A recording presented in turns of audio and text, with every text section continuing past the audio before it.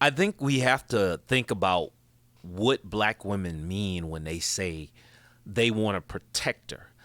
I think it's more like an enforcer.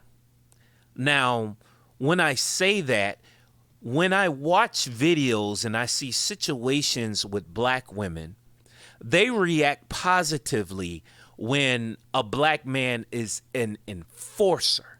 An enforcer is somebody who doesn't really ask question, doesn't analyze, doesn't want to know about what preceded, doesn't care about prevention or anything.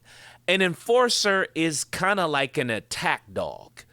If you have an attack dog, the dog doesn't turn around and say, hey, what happened to get us there? Let's analyze the situation. You just sick the dog on who you want to sick the dog on. The dog also doesn't tell you, hey, make sure the door is locked. Make sure the alarm is on. That's not what an enforcer does. And unfortunately, what happens is because we have such a bastardized history and so much stuff has happened, many black women say protector when they really mean enforcer. They want an enforcer. They want immediate retribution. They want something to happen now, usually violent. That's what black women mean when they say protector. And that's as a whole. Of course, not all of them. Some do understand.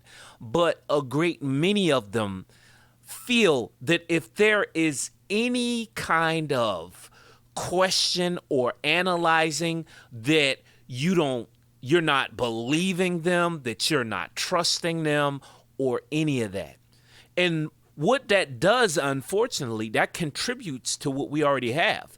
What frustrates me is there are a lot of black men that are in jail and that are in coffins and they are in graves because they were enforcing for black women.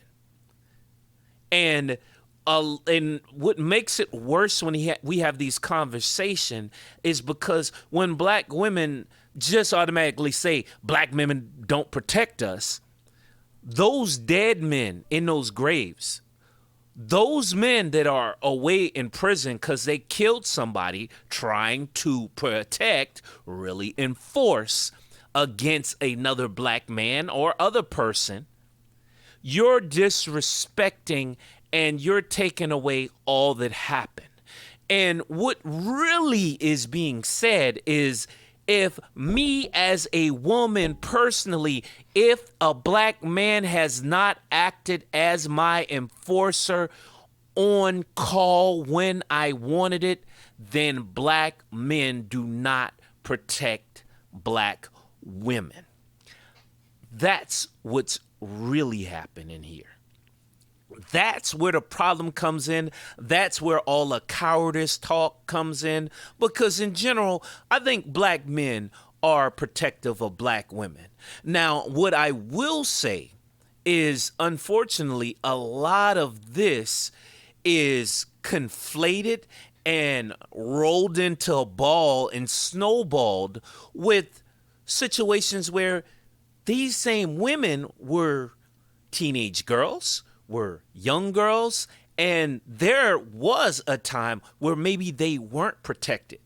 And it may have been a black man that committed whatever assault, whether it was physical, sexual, or whatever it is. Chances are it probably was in their mama house, unfortunately, when stuff like this may have happened, or it could have happened in their neighborhood.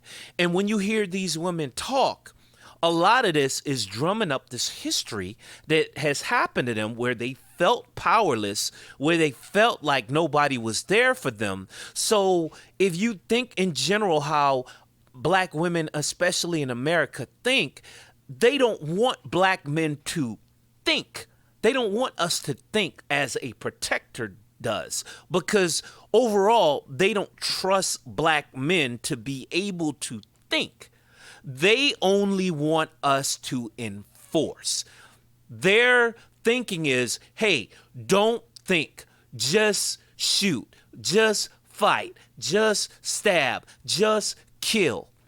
That's what they want. And because overall, do they trust? Themselves. They trust themselves. They don't trust a man enough to make a decision, especially an executive decision about what is protection, what is safety. Would it be better if in this situation, instead of you arguing with somebody, hey, let's get in a car, I'll talk to him. You don't talk to him, I'll talk to him. I've seen many situations like that where the man is like, hey, no, you sit down, I'll talk to him. When men talk to each other, it can go differently. Now, of course, it can escalate, but usually it's a better chance than if a woman is angry and riled up and she's in a man's face yelling and screaming, threatening. And as a man, you're a third wheel. And basically all left now is to be the attack dog. Like, what you gonna do? Are you gonna shoot, kill, stab, murder, whatever? I don't want to hear it. I don't want to hear about talking to him. I just want to see something happen. I want to see something to happen because nobody did anything for me when I was 13. Nobody did anything for me when I was 16. Nobody was there for me when my mother's boyfriend did this to me. Or it was a grown man on the block that did that to me. And the sad thing is, that's very unfortunate. But because of the mentality that many of them carry on, they bring toxic mind states with them that begets more violence. Because then now you have a bunch of enforcers instead of protectors, instead of men that can collaborate and then can negotiate in a peaceful manner and a respectful manner. Now somebody got to get laid down. And that's the major problem between protection and enforcement. I want to give a shout out to Edward Anderson because he mentioned that idea of protection versus enforcement and being an enforcer. And I would hope black women would take heed and really think about what was said and understand it's not that a lot of black men are cowardly. Black men know that things could go differently between each other if there is negotiation and you don't allow the woman to control the situation once she's angry. Once she's angry and you're basically all you are is a weapon. That is a very, very bad situation that's not going to turn out good for anybody, honestly. It never really turns out good, and it just contributes to the whole thing of black men being in jail. Then those same black women will turn around and complain, all the black men are in jail.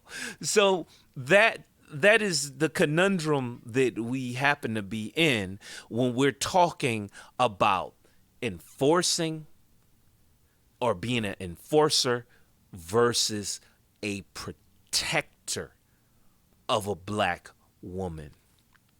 I think because of all the things we've been through as a community, most black women don't really understand or really think about what that means. Now, I have one more group of people that I want to address in that, and that is a lot of time black men that speak and talk about, well, you just need to go ahead and protect. I'm going to talk about Willie D, somebody that I've really respected because of what he's been able to do and his history and him getting online and being able to be successful. The problem with black men like Willie D is they play the law of averages. And there's a lot of black men that are guilty of this. And that's why a lot of times you can't blame black women 100% because those kind of dudes will say, hey, you just need to do this or you just need to say the right thing. Because let me tell you something. Willie D ain't no fool, and a lot of these niggas, and I do mean to say niggas online, Mary Brown is one. I saw him on there. One of these niggas that get up on there and they will talk about black men being cowards, why you ain't doing this, why you ain't doing that. But you talking on the mic. You are talking on the mic, and I know these dudes are not dumb. They know that if there's a real situation, there's going to be some sobriety. There's going to be some sobriety. I'm not saying that you ain't going to get busy if you got to get busy, but I do know that any man with any kind of wisdom knows that there has to be sobriety. And I think what Willie D and the Mary Browns and the men like that are doing is they're doing what a lot of black men do that really is hurtful to black women, is just saying what black women want to hear to make them feel better. But at the end of the day, they're going to act how they're going to act in whatever the situation is. They're just going to, whatever it is, if they're going to do that in that situation.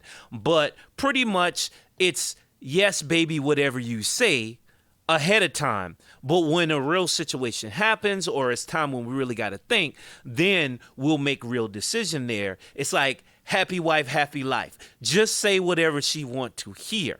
And I think a lot of black women don't get that.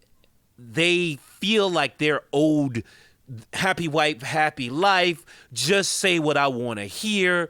You don't need to be saying nothing back. Just protect me.